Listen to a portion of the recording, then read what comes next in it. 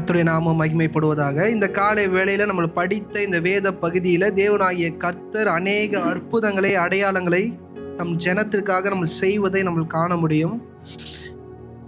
தேவனாகிய கர்த்தர் தன்னுடைய ஊழியத்துல ரொம்ப ரொம்ப அதிகமான அற்புதங்களை அதிகமாய் மக்களோடு இடைப்பட்ட காலங்கள்ல இந்த காலங்களும் ஒன்று.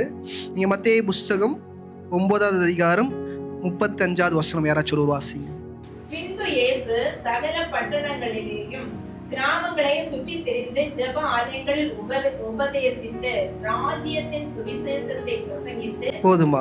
இன்னைக்கு பார்த்தீங்கன்னா இயேசு கிறிஸ்து ஏதோ ஒரு இடத்துல அமர்ந்து சத்திய வசனங்களை போதிக்கிறவராய் அல்ல, அநேக இடங்களுக்கு தானே அவரே நடந்து போய் அவரே அந்த இடங்களுக்கு போய் அந்த ஜெப ஆலயங்களுக்கு போயிட்டு சத்திய வசனங்களை என்ன பண்ண ஆரம்பிச்சாரு, போதிக்க ஆரம்பிச்சார். அது மாத்திரம் இல்லை, அவர் எப்படிப்பட்ட பிரசங்கத்தை பேசினார்னா ராஜ்யத்துக்குரிய பிரசங்கத்தை என்ன பண்ணார், போதிச்சார். இயேசு கிறிஸ்துடைய பிரசங்கம் எதை குறித்ததுன்னா ராஜ்யத்தை குறித்தது.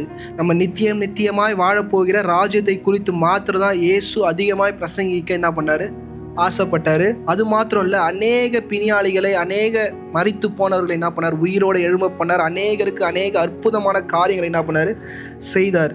இந்த காலை வேளையில இயேசு கிறிஸ்து தன்னுடைய சீஷர்களை அனுப்பி எதுவுமே செய்யல, அவரா என்ன பண்ணார், செய்தார். இந்த காலை வேளையில நீங்க நன்றாய் புரிந்து கொள்ள வேண்டிய ஒரு காரியம், இயேசு கிறிஸ்து ஏதோ ஒரு சின்ன இடத்துக்குள்ள போய் அடைஞ்சுக்கிட்டு ஒரு சின்ன ஒரு ஏரியாவில் இருந்துக்கிட்டு இந்த இடத்துக்கு எல்லாரையும் வர வச்சு ஆசீர்வதிக்கிற தேவன் அல்ல. அவர் சுதந்திரமாய் எல்லா ஜனங்களையும் சந்தித்து, நீங்க நினைக்கிற மாதிரி ஜபாலயத்தில் போயிட்டு ஒரு மணி நேரம் பேசிட்டு 2 மணி நேரம் பேசிட்டு அடுத்த இடத்துக்கு போயிட்டார்லாம் இல்லை. சில பேரோட மணிக்கணக்காய் உட்கார்ந்து பேசுகிற ஒரு நபராய் தான் என்ன பண்ணாரு, இருந்தார். ஒரு ஊழியக்காரன் என்கிற அனுபவம் எங்கிருந்து கற்றுக்கொள்ள வேண்டும் என்றால் இயேசு கிறிஸ்து கிட்ட தான் என்ன பண்ணணும், கற்றுக் கொடுக்கணும். நம்ம நினைக்கிறோம் அநேக நேரம் அங்கே போனார் இங்கே போனார் அற்புதம் பண்ணார், அற்புதம் பண்ணிட்டு என்ன பண்ணிட்டார், அந்த இடத்த விட்டு கடந்து போயிட்டார் நினைக்கிறோம். ஆனால் இயேசு கிறிஸ்துவோட வாழ்க்கையில் சில காரியங்கள்லாம் நீங்கள் பார்த்தீங்கன்னா உங்கள் வாழ்க்கையில் பிரமிப்பீங்க. மார்க் 8வது அதிகாரம் 2வது வசனம்.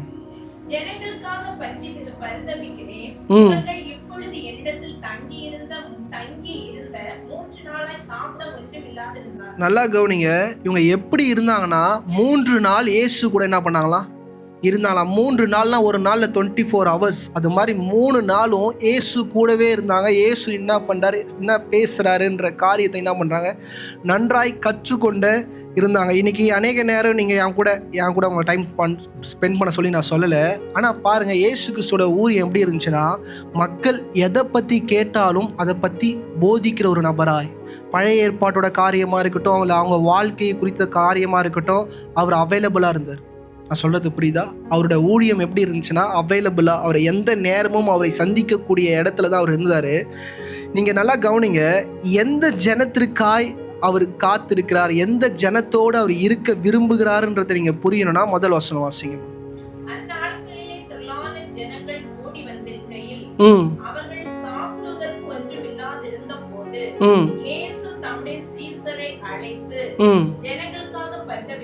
நல்லா ஜனங்களுக்காக என்ன பண்றாரு, கஷ்டப்படுறேன்றாரு. இந்த மக்களுக்காக நான் என்ன பண்றேன், கஷ்டப்படுறேன், வேதனைப்படுறேன். ஏன்னா 3 நாள் ஆகாரம் இல்லை, அவங்களுக்கு என்ன வேணும்ன்றாங்க, ஆண்டவர் வேணும்ன்றாங்க. நீங்க நல்லா கவனிங்க, அற்புதத்தை பெற்றுக்கொள்கிற கூட்டம் எப்படின்னா அற்புதத்தை பெற்று அந்த இடத்த விட்டு போயிடுவாங்க. ஆனா இந்த ஜனம் என்ன பண்ணுது, எனக்கு ஆகாரமே தேவையில்லை, இவரோட நான் வார்த்தையை என்ன பண்ணணும், கேட்கணும். இவர் ராஜ்யத்தை குறித்து நித்திய ஜீவனை குறித்து என்ன பண்றாரு, பிரசங்கம் பண்றாரு. இந்த வாசனம் என் வாழ்க்கைக்கு என்னது முக்கியம்னு சொல்லிட்டு என்ன பண்றாங்க, அமர்ந்திருக்கிறாங்க. ஒரு நபரும் போய் ஆண்டவரே எனக்கு பசிக்குது, எனக்கு ஆகாரம் தாங்க, ஏதாச்சும் அற்புதம் பண்ணுங்க என்ன பண்ணல, கேட்கவே இல்லை. முதல் ரட்சிக்கப்பட்டு இந்த சபைக்குள்ளே இருப்பீங்கன்னா ஒரு நல்ல ஒரு அற்புதங்களை, அடையாளங்களை நம்ம வாழ்க்கையில் நம்ம பெற்றுக்கொள்ள வேண்டும் என்றால், அதுவும் தேவனுக்கு பிரியமான ஒரு அற்புதமாய் இருக்கணும்னு நீங்கள் நினச்சிங்கன்னா, அன்பின் நிமித்தம் தேவனாகிய கர்த்தர் உங்கள் வாழ்க்கையில் பண்ணுகிற அற்புதம் தான் என்ன அற்புதம், சரியான அற்புதம். நல்லா கவனிங்க, அவரே போய் அவங்களுக்கு ஆகாரம் இல்லைன்னு காரியங்களை என்ன பண்ணுறாரு, வாய்க்க பண்ணுறாரு. 3 நாள் வாசிங்க.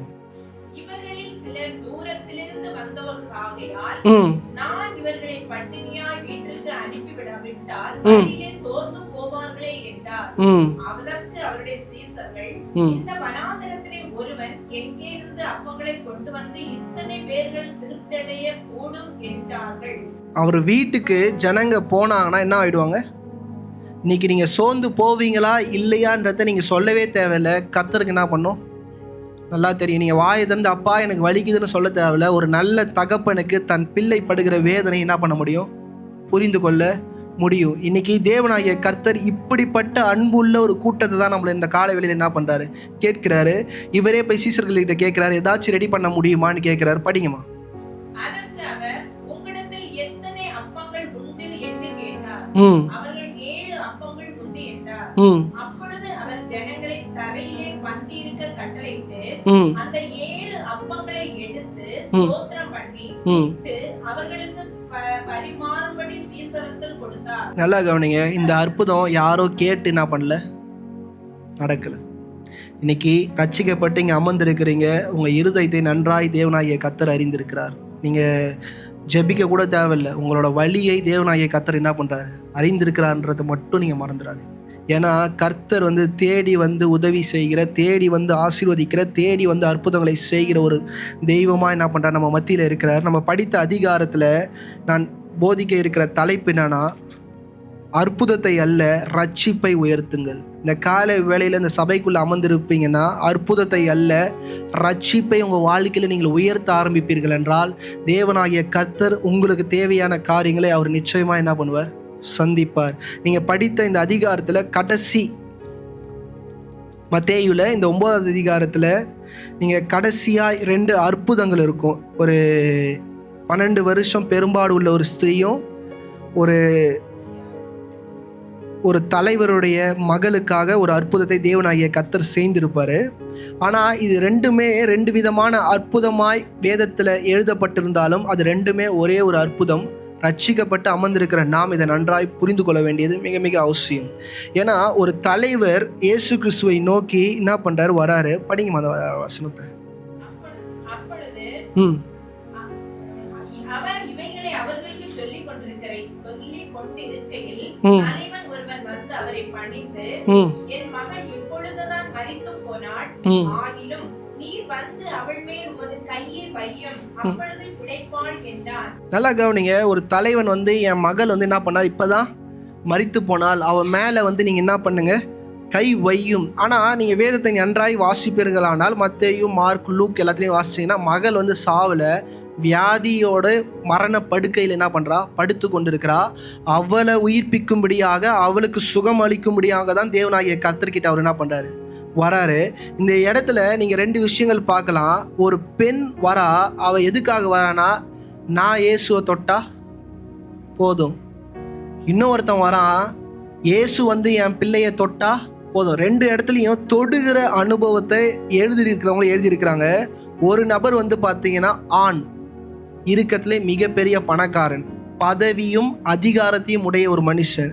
இன்னொரு இடத்துல பெண், யூதர்களால் புறம்பே தள்ளப்படுகிற ஒரு இடத்துல இருக்கிற ஒரு பெண். அது மாத்திரம் இல்லை, அவள் ஒரு ஏழையாய் ஆன ஒரு பெண். அது மாத்திரம் இல்லை, அவளுக்கு எந்த அதிகாரமும் அவளுக்கு என்ன பண்ணது கிடையாது. இப்படி 2 பட்ட ஜனமும் தேவனாகிய கர்த்தரை நோக்கி வராங்க. லூக்கா 8வது அதிகாரம் 41வது வசனம். அப்பொழுது ஜெபாலே தலைவனாகிய யாவீர் என்று பெயருள்ள ஒருவன் இயேசுவின் பாதத்தில் விழுந்து, நல்லா கவனிங்க, இயேசுவோட பாதத்தில் என்ன பண்றாரா, விழுறாரு. நீங்க ஆங்கில பைபிள்ல எடுத்து பார்த்தீங்கன்னா, he fell down at the Jesus feet and begged him to come to his home. பிச்சை எடுத்தானா, என் வீட்டுக்கு என்ன பண்ணுங்க வாங்க, என் பிள்ளை என்ன பண்ணுறா, கஷ்டத்தில் இருக்கிறா. ஆனால் அது சொல்லும் போது ஜெப ஆலய தலைவன்னா ஒரு சீனியர் பாஸ்டர். சினகாக்னு ஒரு இடம் இருக்கும். எல்லா இடத்துலையும் ஒரு சர்ச்சு மாதிரி ஒரு இடம் இருக்கும். அதுக்கு ஒரு சீனியர் பாஸ்டர் இருப்பார். அவர் கீழே ஒரு 10 பாஸ்டர் இருப்பாங்க. அந்த 10 பாஸ்டருக்கு மேலே யார் இருக்கிறாங்களோ அவங்க தான் யார், ஜெப தலைவர். அவங்க தான் ஆர்டர் ஆஃப் சர்வீஸை முடிவு பண்ணுவாங்க. இன்றைக்கி பைபிளில் இருந்து என்ன பாடம் எடுக்கணும்னு முடிவு பண்ணுவாங்க, ப்ரேயர் யார் பண்ணணும்னு முடிவு பண்ணுவாங்க. அப்படிப்பட்ட ஒரு தலைவர் என்ன பண்ணுறாரு, இயேசுவோட பாதத்தில் காலில் வந்து விழுறாரு. நீங்கள் யோசிச்சு பாருங்கள், அவங்க தான் தேவனாகிய கர்த்தரை சிலுவைக்கு கொண்டு போன நபர்களே. தேவனை நம்பாத ஒரு கூட்டத்தில் ஒரு நபர் என்ன பண்ணுறாரு, தேடி வந்து பாதத்தில் சாஷ்டாங்கமாக விடுறாங்க. யூதர்கள் முறைப்படி எந்த மனுஷங்களுடைய பாதத்தில் என்ன பண்ணக்கூடாது, விழக்கூடாது. இந்த இடத்துல நீங்கள் ஈப்ரு எடுத்து படிச்சீங்கன்னா அவன் ஆராதிச்சான்னு இருக்குது. தேவனுடைய பாதத்தில் கீழே விழுந்து ஆராதிச்சான்னு இருக்கும். நீங்கள் ஆக்ஸ் சாப்டர் அப்போஸ்தலர் 10வது அதிகாரம் 25 26.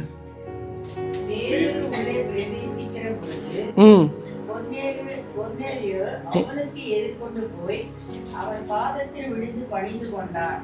பேதுரு அவனை தூக்கி எடுத்து, எழுந்திரும், நானும் ஒரு மனுஷன்தான் என்றான். நானும் ஒரு இந்த இடத்துல இயேசு கிறிஸ்து அவர் காலில் விழும்போது எதுவுமே பண்ணலன்றதுக்கான அர்த்தம் என்னன்னா, நான் கடவுள், என் காலில் நீ உழறதுக்கு என்ன இருக்கு, தகுதி இருக்கு. ஆனால் ஒரு பேதுருடைய காலில் மனிதர்கள் வந்து உழும் போது, ஒரு அதிகாரி வந்து உழும் போது பேதுரு சொல்கிறான், நானும் ஒரு மனுஷன் தான், என் பாதத்தில் விழாதீங்க. இன்னைக்கு அநேக பேர் சொல்கிறாங்க இயேசு தன்னை தெய்வமாய் என்ன பண்ணல, வெளிப்படுத்தலை, இயேசு தன்னை தெய்வமாய் காட்டலன்னா சில சைன தேவனாகிய கர்த்தர் பைபிள் அநேக இடங்களில் வச்சுதான் நான் தான் மேசையான்றதுக்கு.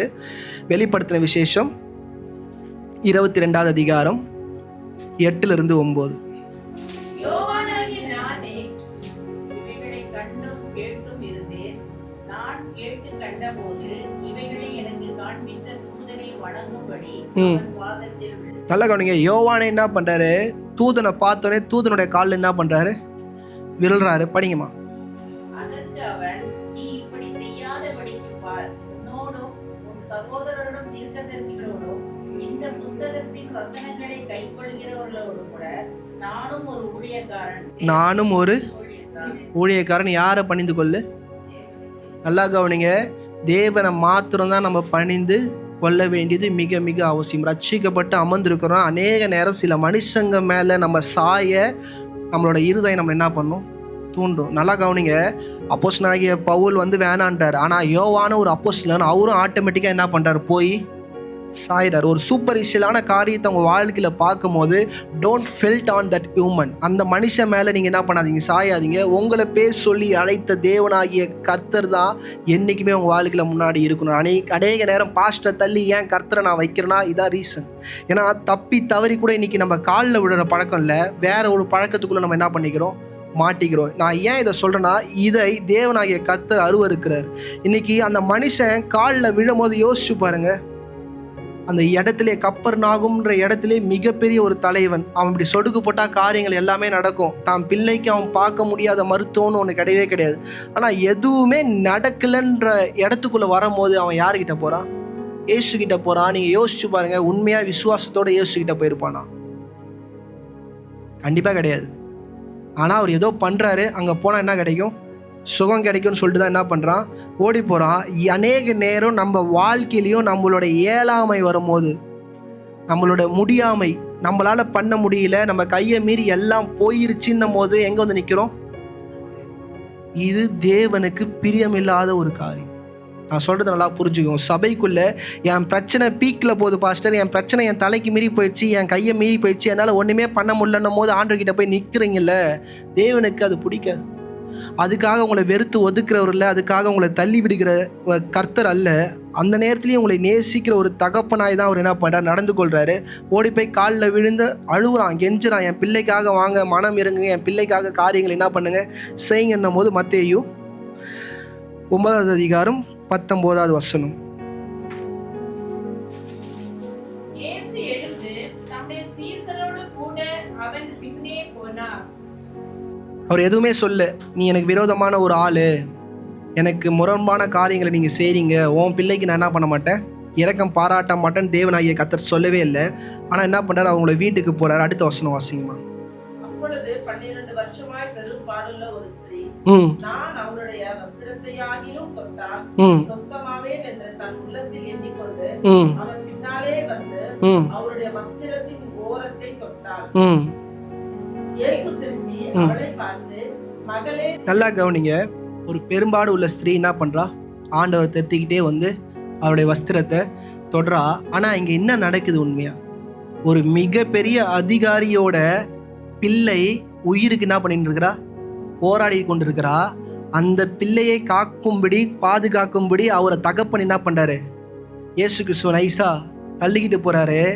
ஆனா அந்த நேரத்திலையும் வேற ஒரு ஸ்திரீ வந்து இயேசுவை தொடும் போது இயேசு என்ன பண்றாரு, ரியாக்ட் பண்றாரு. நீங்க அந்த இடத்துல தகப்பனா இருந்தீங்கன்னா எப்படி தெரியுமா இருக்கும், சனியம் பிடிச்சவள நீ ஆண்டி என்ன பண்ண, இந்த நேரத்துல வந்த என் பிள்ளைக்கு சுகம் கொடுக்க வந்து இருக்கிறார், நீ என்ன பண்ற, எல்லாத்தையும் தடுக்கிறன்ற ஒரு தகப்பன் ஸ்தானத்தில் உங்களுக்கு கோவம் வரும். ஆனால் உலகத்தை உண்டாக்கின தகப்பன் அந்த வழி இருக்கு, ஆனால் இப்போ ஒரு வழி என்னை பின்தொடர்ந்து என்ன பண்ணுது வருது, அந்த வழியும் நான் என்ன பண்ணுவேன், சுகம் அளிப்பன்ற இடத்துல தான் இயேசு கிறிஸ்து என்ன பண்ணுறாரு, நிற்கிறாரு.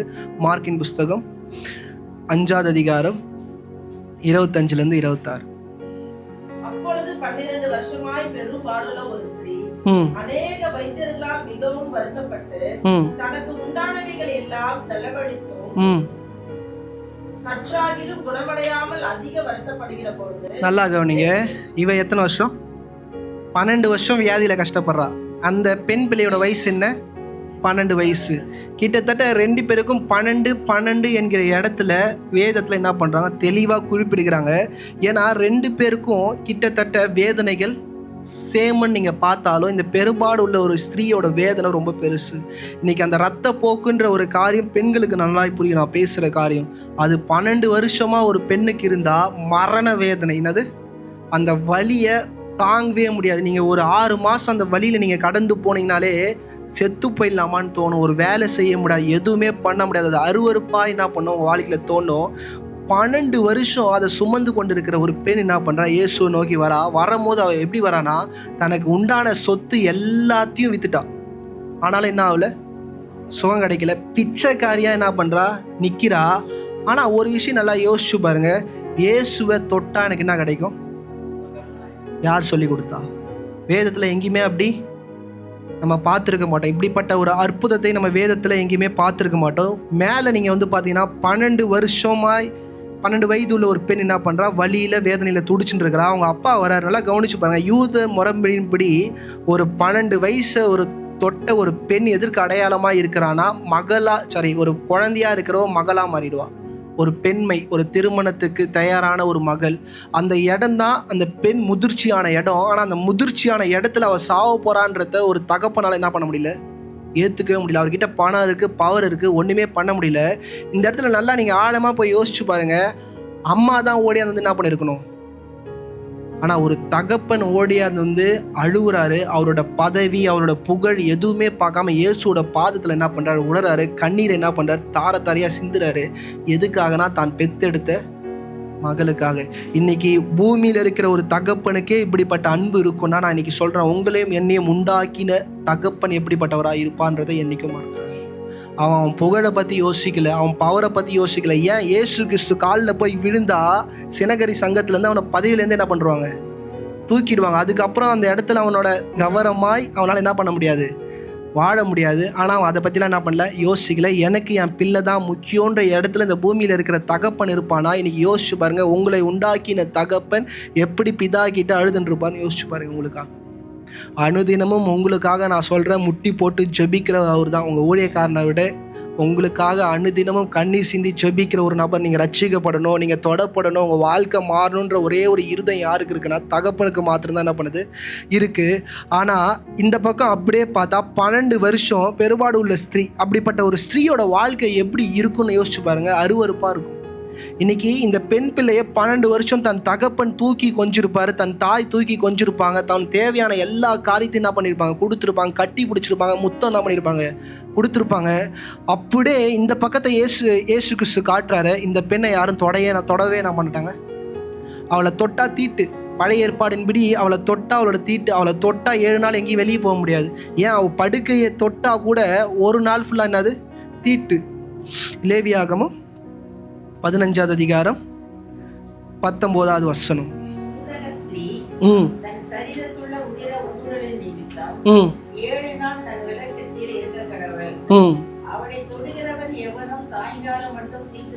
அவளை தொட்டவன் என்னது, தீட்டுப்பட்டவ. அவளே 7 நாள் என்ன பட்டவ, தீட்டுப்பட்டவ. 21ஆவது வசனம். அவள் படுக்கையை தொடுகிறவன் எவனும் தன் வஸ்திரங்களை தோய்த்து தண்ணீரில் முழுகி சாயங்காலம் மட்டும் தீட்டுப்பட்டிருப்பான். நல்லா கவனிங்க, நீங்கள் நான்லாம் ரூல்ஸ் அண்ட் ரெகுலேஷன்ஸை ஃபாலோவே பண்ண மாட்டோம். ஆனால் யூதர்கள் எப்படி தெரியுமா, உசுரையே கொடுத்துருவாங்க. என்ன கொடுப்பாங்க, உசுரையே கொடுத்துருவாங்க. ஆண்டவருடைய பிரமாணத்துக்காக ஜீவனையே என்ன பண்ணுவாங்க, கொடுத்துருவாங்க. அப்படிப்பட்ட இடத்துல வாழ்ந்து கொண்டு இருக்கிற அந்த பெண்ணோட வாழ்க்கை எப்படி இருக்கும் யோசிச்சு பாருங்க. தான் கணவன் கூட அவளை தொட என்ன பண்ண மாட்டான், தொடமாட்டான். தான் நேசித்து தான் திருமணம் பண்ண தான் கணவன் கூட என்ன தெரியுமா சொல்லுவான், உன்னை தொட்டா நான் வேலைக்கு போக முடியாது, நீ சனியை மூலையில் என்ன பண்ணு இரு. பிள்ளைங்க கூட என்ன தெரியுமா சொல்லும், அம்மா நீ என்ன பண்ணாத, தொடாத, மற்ற பசங்க எங்களை என்ன பண்ண மாட்டாங்க, சேர்த்துக்க மாட்டாங்கன்ற இப்படி கட்டத்தில் போனால், இப்போ அந்த பெண்ணை அந்த வீட்டில் எப்படி வச்சுருப்பாங்கன்னு யோசிச்சு பாருங்க. தனிப்பட்ட இடத்துல ஒதுக்கி என்ன பண்ணி வச்சுருக்கோம், தன் சொந்த குடும்பமே ஒதுக்கி வச்சா மாத்திரம்தான் இவங்களால தனியாக வெளியே போய் என்ன பண்ண முடியும், காரியங்களை செய்ய முடியும். அதே வீட்டில் அந்த பெண் கூடயே இருந்து அந்த பசங்க வெளியே விளையாட போனாங்கன்னா அந்த பசங்க என்ன பண்ண மாட்டாங்க, சேர்த்துக்க மாட்டாங்க. அப்போ ஒரு மரண படுக்கையில் அந்த பெண் என்ன வேதனை அந்த 12 வயசு பெண் பட்டு கொண்டு இருக்கோ, 12 வருஷம் அப்படிப்பட்ட வேதனையை இந்த பூமியில் என்ன பண்ணுறாங்க, வாழ்ந்து கொண்டு இருக்கிறாங்க. நீ அப்படிப்பட்ட 2 பேருடைய அற்புதமான ஒரு கதையை தான் மத்தேயு, மார்க், லூக் இவங்க 3 பேருமே என்ன பண்ணுறாங்க, எழுதுறாங்க. மத்தேயு 9வது அதிகாரம் 21வது வசனம். நான் அவருடைய வஸ்திரத்தையாகிலும் தொட்டால் சொஸ்தமாவேன் என்று தன் உள்ளத்தில் எண்ணிக்கொண்டு அவர் பின்னாலே வந்து அவருடைய வஸ்திரத்தின் ஓரத்தை தொட்டார். தலைக்கணுங்க, இவ வெளியவே வரக்கூடாது, ஆனால் இப்போ இவ வெளியே வரா. ஏன்னா மேசியான்ற ஒரு ஆளை பற்றி என்ன பண்ணிட்டா, தெரிஞ்சுக்கிட்டா. அநேக அற்புதங்களை அடையாளங்களை அவர் செய்கிறார்ன்றது என்ன பண்ணா, தெரிஞ்சுக்கிட்டா. ஆனால் இந்த பைபிள் படிக்கும்போது ஒரு கொஸ்டின் உங்களுக்குள்ளே வரணும். அவள் போய் இயேசுக்கிட்ட போய், இயேசுவே எனக்கு சுகம் தாரும் கேட்கல. இவளா இருதயத்தில் ஒரு விஷயத்த முடிவு பண்ணுறா, அவளோட வஸ்திரத்தை தொட்டா எனக்கு என்ன கிடைக்கும், சுகம் கிடைக்கும். எப்படி அவளுக்கு தெரியும்? மார்க் 5வது அதிகாரம் 30வது வசனம். உடனே இயேசு தம்மிலிருந்து வல்லமை புறப்பட்டதை தமக்குள் அறிந்து. நல்லா கவனிங்க, அந்த பெண் தொடும் போது இயேசுக்குள்ளேயே என்ன உண்டாகுதான், வல்லமை. இன்னைக்கு நீங்க கேட்கலாம், பாஸ்டர் இயேசு கிறிஸ்து தான் எல்லாமே தெரியுமேன்னா, மத்திய இது மாதிரி என்ன பண்ண மாட்டார், எழுத மாட்டார். மிக பெரிய ஜன கூட்டத்திற்கு நடுவில் இயேசு கிறிஸ்து நடந்து போகிறாங்க. எல்லாருமே இயேசு கிறிஸ்து இடிச்சுட்டு தான் போகிறாங்க. ஆனால் இயேசு கிறிஸ்து சொல்கிறார், என்னை தொட்டதுலேருந்து வல்லமை என்ன பண்ணிச்சான், புறப்பட்டுச்சான். படிங்கம்மா.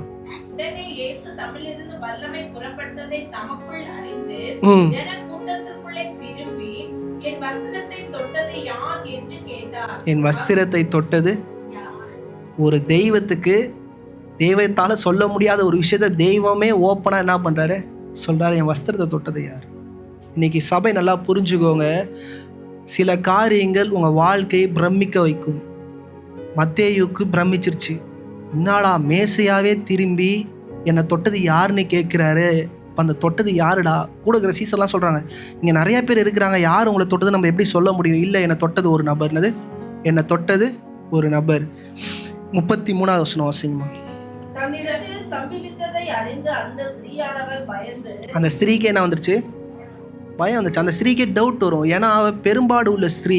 அவள் தொட்ட அந்த நபர் யாரு? தீட்டுப்பட்டவங்க. இப்போ அவள் இயேசுவே என்ன பண்ணிட்டா, தொட்டுட்டா. இப்போ இயேசு என்னவானவர்? தீட்டுப்பட்டவர்னு பயம் வந்துருச்சு. படிங்கம்மா. அந்த ஸ்திரீயானவள் பயந்து நடுங்கி அவர் முன்பாக வந்து விழுந்து, முன்னாடி உண்டா சாஷ்டாங்கமா என்ன பண்ணிட்டா, விழுந்துட்டு எல்லாம் அவருக்கு சொன்னாள். என்ன உண்மையை சொன்னாங்க? பைபிள் படிக்கும்போது இதுதான் நம்மளால என்ன பண்ண முடியாது, புரிஞ்சுக்கவே முடியாது. உண்மையெல்லாம் சொன்னான். எத்தனை வாட்டி திருப்பி கேட்டாலும் என்ன உண்மையை சொன்னான்னு கேட்டால் நமக்கு என்னது தெரியாது. அடித்து கேட்டாலும் நமக்கு என்ன தெரியாது, உண்மை தெரியாது. நல்லா யோசிச்சு பாருங்க. உண்மையை எல்லாம் அவள் என்ன பண்ணா, இயேசு கிறிஸ்து கிட்ட சொன்னா.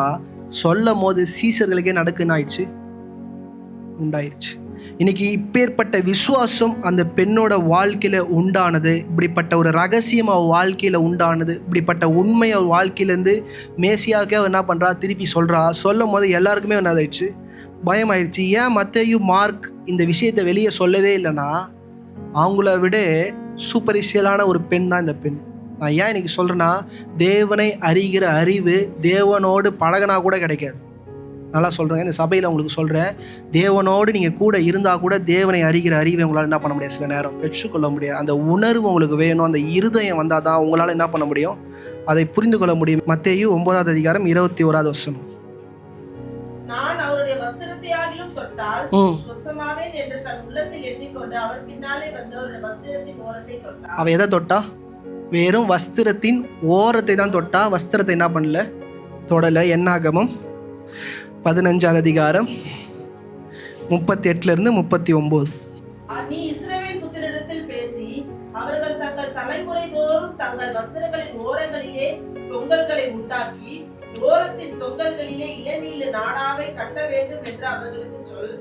நீங்கள் பின்பற்றி சோரம் போகிற உங்கள் இருதயத்துக்கும் உங்கள் கண்களுக்கும் ஏற்க நடவாமல் அதை பார்த்து கர்த்தரின் கற்பனைகள் எல்லாம் நினைத்து அவைகளின்படியே செய்யும்படிக்கு. அந்த ஆடையில அந்த இருக்கிற அந்த தொங்கல் எதை வெளிப்படுத்துது?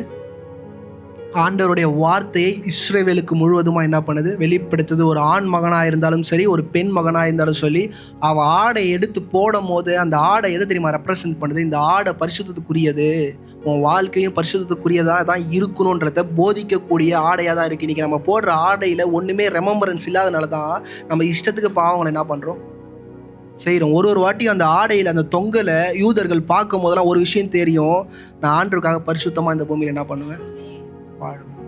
இன்னைக்கு அநேக நேரம் நம்ம அப்பா அம்மா நம்ம கூட வரமாட்டாங்க, நம்ம கூட பிறந்தவர்கள் நம்ம கூட வரமாட்டாங்க. ஆனால் இந்த ஆடை நம்ம கூட வந்துக்கிட்டே இருக்கும்னு ஆண்டவருக்கு அறிஞ்சு அந்த ஆடையில் அப்படிப்பட்ட காரியத்தை நினைவூட்டும்படியாக இஸ்ரவேலுக்குள்ளே இருக்கிற எல்லா புத்திரர்கள் மேலேயும் என்ன பண்ணார்? தேவனாகிய கர்த்தர் தரிக்க சொன்னார். இன்னைக்கு இயேசு கிறிஸ்துவும் அதை பாருங்கள், அவர் தான் வார்த்தை, அவர் தான் சத்தியம், ஆனால் அதை கீழ்ப்படிஞ்சார். நான் சொல்கிறது எங்களுக்கு புரியுதா? நான்லாம் நியூ கவர்னன்ட். இன்றைக்கி அநேக பேர் சொல்கிறேன், நான் கிரேஸில் இருக்கிறேன், புதிய ஏற்பாட்டில் இருக்கிறேன், நான் எதுவுமே என்ன பண்ண மாட்டேன். நம்ம அதெல்லாம் இல்லை. ஆனால் இயேசு கிறிஸ்து இதை பண்ணியிருக்கிறார். அந்த தொங்கலை தான் வந்து யார் வந்து தொடுறா? அந்த பெண் என்ன பண்ணுறா? தொடுறா. இன்னைக்கு பாஸ்டர், தொங்கலுக்கும் தொட்டதுக்கும் சுகத்துக்கும் என்ன சம்மந்தம்னு கேட்டிங்கன்னா, மல்கியா 4வது அதிகாரம் 2வது. நல்லா கவனிங்க. என் நாமத்திற்கு பயந்திருக்கிற உங்கள் மேல், நல்லா கவனிங்க, யார் பயப்படுறாங்களோ அவங்களுக்கு நீதியின் சூரியன் என்ன பண்ணும்? உதிக்கும். சத்திய வசனங்களுக்கு பயந்து தன் வாழ்க்கையை நடப்பிக்கிறவங்களோட வாழ்க்கையில் எது உதிக்குமா? நீதியின் சூரியன். நீதியின் சூரியன்றது எதுவுமே இல்லை, ஆண்டோடைய வார்த்தை இயேசு கிறிஸ்து. புரிஞ்சுதா? இந்த வசனத்தை நீங்கள் தமிழில் படிக்கிறதுனால நம்மளால் என்ன பண்ண முடியல, புரிஞ்சுக்க முடியல. நீதியின் சூரியன் யார்? தாவீதினுடைய குடும்பத்தில் நீதி உள்ள ஒரு கிளை எழும்புன்னு என்ன சொல்லுவாங்க? தீர்க்க தரிசனமாய் சொன்னாங்க. நீதி யாருக்குரியதுன்னா இயேசு கிறிஸ்துக்கு குறியது. இந்த வசனம் இப்போ என்ன சொல்லுதுன்னா, இயேசு கிறிஸ்து படிங்கம்மா, இயேசு கிறிஸ்துனுடைய சட்டையின் கீழ் என்ன இருக்கும்? ஆரோக்கியம் இருக்கும். சட்டையின் கீழ்னு படிக்கும் போது த விங்ஸ், ஆங்கிலத்தை பைபிளில் நீங்கள் படிச்சீங்கன்னா விங்ஸ்னு வரும். ஸ்லைடு போடுறோம். நீங்கள் ஈப்ரூ பைபிள் எடுத்து கரெக்டாக நீங்கள் படிச்சிங்கன்னா, எபிரேய பதத்தில் இருக்கிற பைபிள் எடுத்து நீங்கள் பாஸ்டர், நீங்கள் இதை எதுக்கு நீங்கள் கேட்டிங்கன்னா, அநேக நேரம் இந்த வசனத்தை நம்மளால் ஏன் புரிஞ்சுக்க முடியலன்னா, நம்ம மொழி பேர்க்கப்பட்ட வேதத்தை படிக்கிறதுனால தான் நம்மளால் என்ன பண்ண முடியல, புரிஞ்சுக்க முடியல. நல்லா கவனிங்க, விங்ஸ்ன்றது வேற எதுவுமே இல்லை, ஆடையில் இந்த ஓரமாய் தொங்குது இல்லை, இதுதான் என்னது? விங்ஸ். அதை தீர்க்க தரிசனமாக என்ன சொல்கிறாங்க? மேசையாவோட ஆடையில் இருக்கிற தொங்கலை தொட்டா சுகம். என்னது? சுகம். நீங்கள் நல்லா இங்கே கவனிச்சு பாருங்க. The wings, healing in its விங்ஸ்ன்னு இருக்குது. எனக்கு கிளார் அடிக்குது, படிக்க முடியுதாடா? Can also mean as edge. எட்ஜுனா ஆடையோட ஓரமான எட்ஜை மீன் பண்ணுது. அந்த விங்ஸ்ன்றத பேர் நான் சொல்கிறேன், தமிழில் என்னன்னு இருக்குது? பிஞ்சஸ். டெசில்ஸ், இங்கிலீஷில் அடுத்த ஒரு வார்த்தை சொல்லுது டெசில்ஸ்னால் இதுதான். நீங்கள் ஷால்ஸ் வச்சுருந்தீங்கன்னா அந்த ஷாலில் என்ன பண்ணும்? அதை தொட்டா என்னது? சுகம். இன்னைக்கு இந்த ஸ்திரீ 12 வருஷமாக யாரோட பிரச்சனத்துலையும் இல்லாமல் ஒதுக்கப்பட்டு உதாசீனப்படுத்தி இருக்கும் போது அவள் படித்தது சத்திய வசனங்களை, சத்திய வேதாகமத்தை படித்து அவளுக்கு ஒரு விஷயம் தெரிஞ்சுது. அவள் எல்லா இடத்துக்கும் போகிறா, அவள் நோய்க்கு என்ன கிடைக்கல? சுகமே கிடைக்கல. எல்லா பணத்தையும் செலவழிச்சிட்டா, சுகமே என்ன பண்ணல, கிடைக்கல. ஆனால் வேதத்தை ஏதோ படிக்கிறா. மேசியான்னு ஒருத்தர் வருவார், அவரோட ஆடையின் ஓரத்தை தொட்டாலே உனக்கு என்னது? சுகன்றத சத்திய வசனத்தை என்ன பண்ணுறா? படிக்கிறா. அதனால தான் இயேசு கிறிஸ்து மேசையாவாய் அவள் புரிந்து கொண்ட பிறகு, நான் மேசியா கிட்ட போய் நான் கேட்கணும்னு அவசியம் இல்லை, அவரோட வார்த்தையை நான் பிடிச்சாலே எனக்கு என்னது? சுகம். எல்லாரும் வந்து ஆண்டவர்கிட்ட வந்து எனக்கு சுகம் தாரும், இல்லை நீங்கள் ஒரு வார்த்தை சொல்லுங்கள் என் பிள்ளை பழைப்பான்னு சொல்கிற இடத்துல இருக்கும்போது இவன் மட்டும் ஆடையை தொட்டு சுகத்தை என்ன பண்ணுறா? பெறுகிறா. இன்னைக்கு அநேக நேரம் உங்களோட ஜபம் அநேக நேரம் அற்பமாய் போவதற்கு காரணம் சத்திய வசனங்களை நம்மளை வாசிக்காமல் வெறுமையாய் போய் ஜெபிக்கிறது தான் நம்ம ஆண்டவரை இன்னும் புரிஞ்சுக்கலன்றத வெளிப்படுத்துது. இன்னைக்கு சத்திய வசனங்களை கொண்டு போதிப்பது மாத்திரம் இல்லை, சத்திய வசனங்களை வைத்து ஜெபிக்க வேண்டியது மிக மிக அவசியம். யாபேசோட ஜபம் படிக்கிறீங்க, படிக்கும்போது அது நல்லா இருக்குது. ஆண்டோட சமூகத்தில் போய் ஜெபிக்கும் போது அதை சொல்லி நீங்கள் ஜெபிப்பீங்கன்னா ஆண்டவர் ஃபீல் பண்ணுவார், என் பிள்ளை எதை படிக்குது? வார்த்தையை படிக்குது. இன்னைக்கு உங்கள் ஆடையிலையும் என் ஆடையிலையும் என்ன இல்லை? தொங்கல் இல்லை. ஆனால் வார்த்தை உங்கள் வாழ்க்கையில் இருந்தால் மாத்திரம்தான் நீங்கள் யாரோட பிள்ளையாக இருக்கிறீங்க. இன்னைக்கு வார்த்தை நம்மளோட இல்லை, ஜபம் இருக்குது, ஆராதனை இருக்குது, துதி இருக்குது, வார்த்தை என்ன பண்ணல, நம்ம கூட வரலை. இன்னைக்கு சபைகளும் இதில் மறைக்குது. சத்திய வசனத்தை ஆசாரியனுக்குரியது, ஆசாரியனுக்குரிய மாத்திரம் தான் போதிக்கணுன்ற இடத்துல சபை என்ன பண்ணிருச்சு, மாத்திருச்சு. உங்கள் வீட்டில் இருக்கிற சிறு பிள்ளைகள் கூட போதிக்க வேண்டியது மிக மிக அவசியம். யூதர்களில் வீட்டில் இருக்கிற சின்ன பிள்ளைங்க கூட சத்திய வசனத்தை என்ன பண்ணுவாங்க, சூப்பராக போதிப்பாங்க, வீட்டில் அனுதினமும் பேசுவாங்க. இந்த பெண்ணுக்கு கிடைத்த சுகம் ஆடையின் ஓரத்தின் தொங்கலை அவள் பிடிக்கும் போது. ஏன்னா கூட இருக்கிற சீசர்கள்லாம் இவர் அற்புதம் பண்ணிக்கிட்டே வந்து கடைசி வரைக்கும் மேசியான்னு என்ன பண்ணல, நம்பலை. ஆனால் இவன் என்ன பண்ணா, நம்மனா. இன்னைக்கு வார்த்தைக்கு உள்ளே இருக்கிறவங்களுக்கு மாத்திரம்தான் அற்புதங்களை அடையாளங்களை நம்ம என்ன பண்ண முடியும், பெற்றுக்கொள்ள முடியும். மார்க் 5வது அதிகாரம் 34வது வசனம்.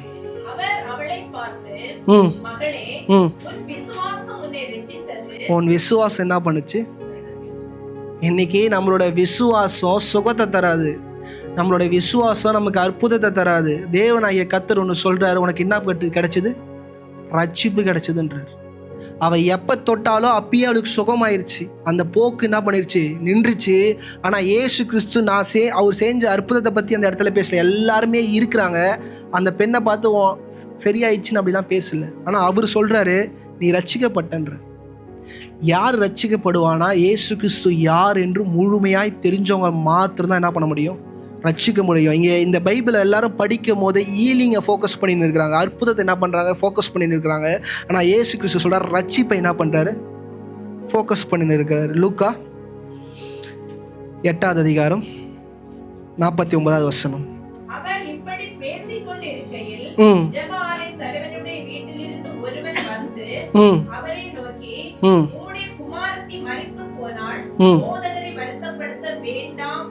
நல்லா கவனிங்க. தகப்பன் கஷ்டப்பட்டு இயேசு கிறிஸ்துவ வரிஞ்சு காலில் வந்து அழுது கூட்டின்னு வந்தார். வர வழியில் இந்த பொண்ணு வந்து இந்த மாதிரிலாம் விஷயத்தெல்லாம் பண்ணி பேசிகிட்டு இருந்ததுனால வீட்டிலேருந்து ஒருத்தன் வரான், அவரை கஷ்டப்படுத்தாதீங்க, உன் மகள் என்ன ஆயிட்டா, செத்துட்டா. நீங்கள் நல்லா கவனிங்க, இந்த மனுஷன் சுத்தமாக உடஞ்சிட்டான். இவன் என்ன நினச்சான், ஏதோ பிரச்சனையில் இருக்கிறவன், போராட்டத்தில் இருக்கிறவன் இயேசு கிறிஸ்து என்ன பண்ணுவார், காப்பாற்றிடுவார். ஏன்னா வேதத்தில் அது வரைக்கும் இயேசு கிறிஸ்து மரிச்சவங்களை யாருமே உயிரோடு என்ன பண்ணல, எழுப்பவே இல்லை. அண்டர் எஸ்டிமேட் பண்ணிட்டான். ஏன்னா இவன் முழுக்க முழுக்க ஆண்டவர் யாருன்னு அறிஞ்சு அவர்கிட்ட வரல, ஆண்டவர் யாருன்னு அறிஞ்சு அவங்கிட்ட வரல. இப்போ உடைக்கப்பட்ட சூழ்நிலையில் இருக்கும் போது 50வது வசனம் வாசிங்கம்மா. இயேசு அதை கேட்டு. இன்னைக்கு நல்லா கவனிங்க, நீங்கள் எவ்வளோ உடைக்கப்பட்டு இருந்தாலும் ஒரு நாயை போல, நான் ஃப்ராங்காக சொல்லும் போது உங்களுக்கு கஷ்டமாக இருக்கும், அவர் உங்களை தேடி வருவார்.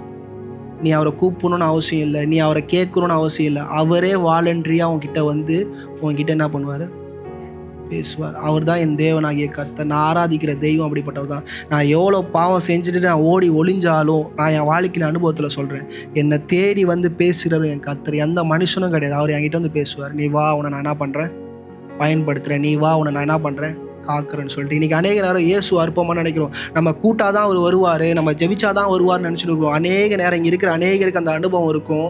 நீங்கள் இக்கட்டான சூழ்நிலை மாட்டின்னு இருக்கும்போது அவர் உங்களுக்காக வந்து என்ன பண்ணியிருப்பார், நின்று இருப்பார். இப்போ தகப்பனுக்கு உச்சக்கட்ட பயம் வந்துருச்சு.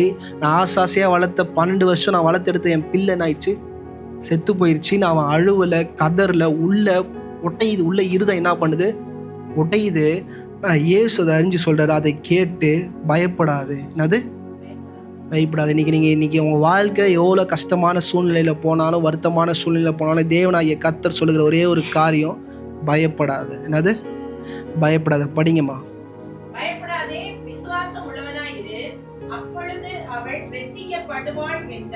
நல்லா கவனிங்க.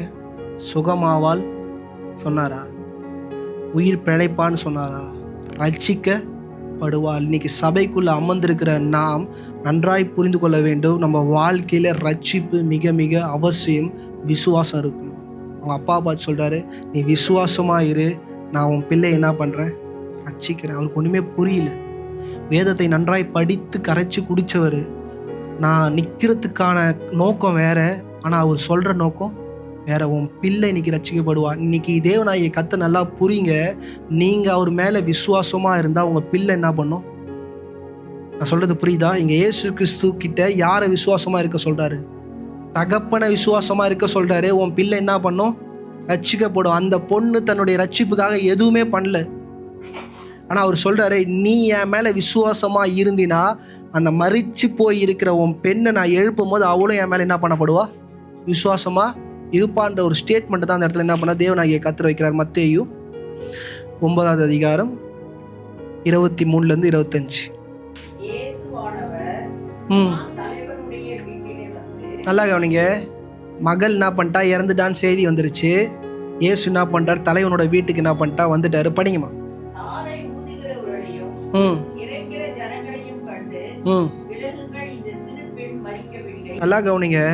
தகப்பனே இன்னும் வீட்டுக்கு வரல, சங்கு ஊத எல்லாருமே என்ன பண்ணிட்டாங்க. நீங்கள் அநேக நேரம் சொல்கிறேன், உங்கள் சொந்தக்காரங்க உங்களை சுற்றி இருக்கிறவங்க நீங்கள் நல்லா இருக்கணும்னு நினைக்கிறாங்கன்னு நீங்கள் நினைக்கிறீங்க. நீங்கள் எப்போ உழுவீங்க, எப்போ வந்து மியூசிக் என்ன பண்ணலாம். இதுதான் ரட்சிக்கப்பட்ட பிள்ளைங்க நன்றாய் உணர்ந்து கொள்ள வேண்டும். அப்பா இன்னும் வீட்டுக்கே வரல, மரிச்சு போன பெண்ணை அப்பாவே இன்னும் பார்க்கல. சொந்தக்காரன் எல்லாரும் என்ன பண்ணிட்டான், வந்து இசையை என்ன பண்ண ஆரம்பிச்சிட்டான், வாசிக்க ஆரம்பிச்சிட்டான், ஊத ஆரம்பிச்சிட்டான். நீங்கள் நினைக்கிறீங்க உங்களோட வலி அது உங்களுக்கு மாத்திரம்தான் வலி, அதுக்கு அப்புறம் தேவனாகிய கர்த்தருக்கு மாத்திரம் அந்த வலி. மற்ற சொந்தக்காரன் கண்ணில் தண்ணி வரும், அழுக வரும், எல்லாம் வரும். உள்ள இருதயம் எப்படி தெரியுமா இருக்கும், விழுந்தாண்டா. என்னது விழுந்தாண்டா. அதனால உங்கள் சொந்தக்காரங்களாம் எதிர்க்க சொல்லலை, அவங்களுக்கு விரோதமாக அவங்கள இருக்க சொல்லலை. ஆனால் இப்படி தான் உலகம் என்ன பண்ணுது இருக்கு. இயேசுக்கு சூப்பராக படிங்கம்மா.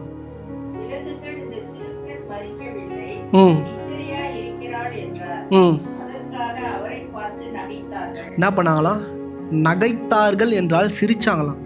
இன்னைக்கு நீங்கள் நல்லா யோசிச்சு பாருங்க, அழுது கொண்டு இருக்கிறவங்க கிட்ட திடீர்னு இப்படி ஒரு விஷயத்த சொன்னால் யாராலையும் சிரிக்க உங்களுக்கே வராது. நீங்கள் ரொம்ப அழுதுகிட்டே இருங்களா, யாராச்சும் வந்து ஒரு பெரிய காமெடி பண்ணாலும் உங்களால் என்ன பண்ண முடியாது, சிரிக்க முடியாது. ஏன்னா ஒரு டெஸ்ட்டில் ஃபெயில் ஆகிட்டேன்ற அழுகைக்கும் மரணம் ஏற்பட்டுருச்சுன்ற அழுகைக்கும் வித்தியாசம் உண்டு. ஏன்னா அந்த இடத்துல யாராலும் சிரிக்க முடியாது. பல்லாருன்னு கன்னத்தில் என்ன பண்ணுவாங்க, அரைஞ்சிடுவாங்க. சிரிக்கிறாங்கன்னா அப்போ நம்மளை சுற்றி இருக்கிற இருதயம்லாம் எப்படிப்பட்ட இருதயன்றத தேவனாகிய கர்த்தர் வெளிப்படுத்துறார். லூக்கா 8வது அதிகாரம் 51. அவர் வீட்டில் வந்தபோது பேதுருவும் யாக்கோபும் யோவானையும் பெண்ணின் தகப்பனையும் தாயும் தவிர வேற ஒருவரையும் உள்ளே வர ஒட்டாமல் எல்லோரும் அழுது அவளை குறித்து துக்கம் கொண்டாடுகிறதை கண்டு, அழாதேயுங்கள், அவள் மரித்து போகவில்லை, நித்திரையாய் இருக்கிறார் என்றார். நல்லா கவனிங்க. இயேசு கிறிஸ்து வெறும் 3 சீசர்கள், அப்பா அம்மா. இன்னைக்கு உங்கள் ஃபேமிலினா இதுதான். இதை சபை நல்லா புரிஞ்சுக்கோங்க. உங்கள் ஃபேமிலினா யார், அப்பா அம்மா, அவ்வளோதான். யார், அப்பா அம்மா. அடுத்த கட்ட சர்க்கிள் தான் யார், அண்ணன் தம்பி, இவங்களாம். முதல்ல உன் குடும்பம் நீங்கள் எடுத்தா அம்மா அப்பா. ஏன்னா அந்த 2 இருதயம் மட்டும்தான் நீ நல்லா இருக்கணும்னு என்ன பண்ணும் நினைக்கும். இயேசு கிறிஸ்து கரெக்டாக பாருங்கள், எல்லாரும் வெளியே என்ன பண்ணுங்க போங்க. கூட இயேசு கிறிஸ்து நல்லா கவனிங்க, வெறும் பேதுரு யாக்கோபு யோவான் 3 பேர் தான் உள்ளே கூட்டார், 12 சீசர்கள். ஆனால் அவருக்கு தெரியும் சில காரியங்கள் உங்கள் வீட்டில் நன்மையாய் முடியணும்னா நன்மைக்கு ஏதுவானவர்கள் உங்கள் கூட என்ன பண்ணணும், நிற்கணும். இன்னைக்கு அநேக நேரம் அற்புதங்கள் அடையாளங்கள் நம்ம குடும்பத்தில் நடக்காததுக்கு காரணம் தேவையில்லாத பீஸ் உங்கள் வீட்டுக்குள்ள என்ன பண்ணுது இருக்கு. இன்னைக்கு நல்லா கவனிங்க, இதை உங்களால் வெளியெடுக்க முடியாது, கர்த்தரால் மாத்திரம்தான் வெளியெடுக்க முடியும். நான் சொல்றது புரியுதா? அநேக நேரம் உங்கள் வீட்டில் இருக்கிற அந்த தேவையில்லாத காரியத்தை உங்களால் என்ன பண்ண முடியாது, எடுக்கவே முடியாது. இயேசு கிறிஸ்துவால் மாத்திரம்தான் அதை என்ன பண்ண முடியும், எடுக்க முடியும். அந்த அற்பமான அந்த விசுவாசத்தை இயேசு கிறிஸ்துவால் தான் எடுக்க முடியும். அந்த அற்பமான ஆரம்பத்தை இயேசு கிறிஸ்துவால் தான் என்ன பண்ண முடியும், பிடுங்கி போட முடியும். நல்லா கவனிங்க, இயேசு கிறிஸ்து உள்ள வந்துட்டார். 51வது வசனம் 55வது வசனம் வாசிங்க. அப்பொழுது அவள் உயிர் திரும்ப வந்தது. உயிர் என்ன பண்ணுச்சா, இன்னைக்கு உயிர் திரும்ப வந்த உடனே இந்த இடத்துல ஒரு பாஸ்டர் இருக்கிறாரு, இல்லை ஒரு லீடர் இருக்கிறாங்க, உயிர் எழுந்த உடனே என்ன பண்ணுவாங்கன்னு நீங்கள் நினைக்கிறீங்க? நான் எழுப்பிட்டேன் பாரு, நான் என்ன பண்ணிட்டேன். ஆனால் அந்த இயேசு கிறிஸ்துவோட இருதயத்தை பாருங்க, உயிரோட என்ன பண்றாரு, எழுப்புறாரு. படிங்கம்மா. உடனே அவள் எழுந்திருந்தாள், அவளுக்கு ஆகாரம் கொடுக்க கட்டளையிட்டார். ஆகாரம் கொடுக்க இயேசு கிறிஸ்து முழுக்க அற்புதத்தின் மேலே ஃபோக்கஸாக இருக்கிறவர் கிடையாது. உங்களோட தேவை என்னன்றதை அறிஞ்சு கொள்ளுகிற ஒரு தகப்பனாய் மாத்திரம்தான் இருக்கிறார். உடனே பேதுரு பாரு, நான் எழுப்பிட்டேன். யாக்கோபு பாரி, குழந்தை எழுந்த உடனே அந்த குழந்தைக்கு என்ன தேவைன்றத தகப்பன் தாய் கூட முடிவு பண்ணல.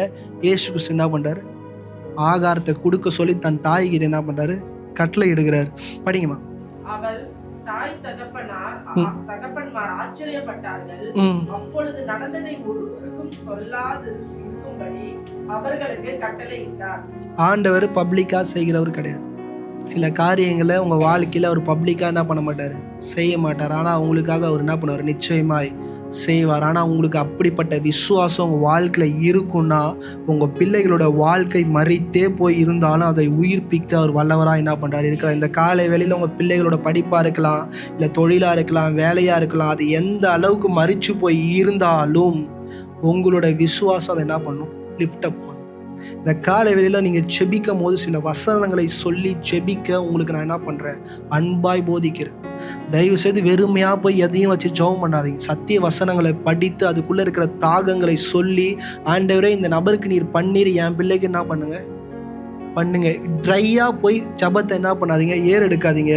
ஏன்னா இயேசு கிறிஸ்து சத்திய வசனத்தின் மேலே யார் பிரியமாக இருக்கிறார்களோ அவங்க மேலே தான் என்ன பண்ணுறாரு, பிரியமாக இருக்கிறார். இன்னைக்கு மரித்த வைக்க போன காரியங்களை யாவையும் தேவனாகிய கர்த்தரால் என்ன பண்ண முடியும், உயிர்ப்பிக்க வைக்க முடியுன்றத மறந்து போயிடாதீங்க. யோவான் கடைசியாய் 11ஆம் அதிகாரம் 25 26. இயேசு அவளை நோக்கி, நானே உயிர்த்தெழுதலும் ஜீவனுமாய் இருக்கிறேன். என்னை விசுவாசிக்கிறவன் மரித்தாலும் பிழைப்பான். என்னை விசுவாசிக்கிற என்ன பண்ணுவான்? இன்னைக்கு விசுவாசிக்கிறது தான் நமக்கு என்னவா இருக்குது, ரொம்ப கஷ்டமாக இருக்குது. ஆண்டவர் அவர் போதித்த சத்திய வசனத்தில் மிக முக்கியமான ஒரு காரியம், என்னை என்ன பண்ணு, விசுவாசி. உன் பிரச்சனை எவ்வளோ ஆழத்துக்கு வேணாலும் போயிருக்கலாம், உன் போராட்டம் எவ்வளோ ஆழத்துக்கு வேணாலும் போயிருக்கலாம், சாத்தியமே படாமல் கூட இருக்கலாம், என்னை நீ என்ன பண்ணு, விசுவாசி. நம்ம ஏன் அவரை விசுவாசிக்க முடியலன்னா நம்மளோட அறிவில் நம்ம என்ன பண்ண முடியும்னு யோசிக்கிறோம். ஆனால் இயேசு அறிவுக்கு அப்பாற்பட்ட தெய்வமாக என்ன பண்ணுறார், இந்த பூமியில் இருக்கிறார். அடுத்த வசனம் வாசிங்கம்மா.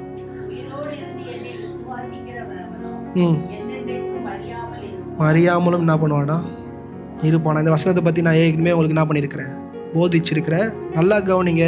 இந்த காலை வேளையில் தேவனை மாத்திரம் அதிகமாக உங்கள் வாழ்க்கையில் என்ன பண்ணுங்க, நேசிங்க, அவர் மேலே அன்பு செலுத்துங்க. எந்த அளவுக்கு அவரை காதலிக்க முடியுமோ அவர் அதிகமாக என்ன பண்ணுங்க, காதலிங்க. ஏன்னா லவ்ஸ் பிலாங்ஸ் டு காட். எந்த ஹியூமனுக்கும் கிடையாது. ஹஸ்பண்டு கூட அந்த லவ் என்னது கிடையாது, அப்பா அம்மா கூட அந்த லவ் கிடையாது. நீங்கள் தகப்பனை உண்மையாய் நேசிப்பீங்கன்னா உங்களுக்காக கூப்பிடாமல் வந்து நிற்கிற இடத்துல அவர் என்ன பண்ணுவார், இருப்பார். இன்றைக்கி உங்கள் பிள்ளைங்களோட வாழ்க்கையில் ரட்சிப்பே இல்லை, ரட்சிப்போட வாசனையே இல்லைனாலும் அவர் வந்து உங்களுக்காக என்ன பண்ணுவார், நிற்பார். இருக்கிறவங்களை கண்களை மூடி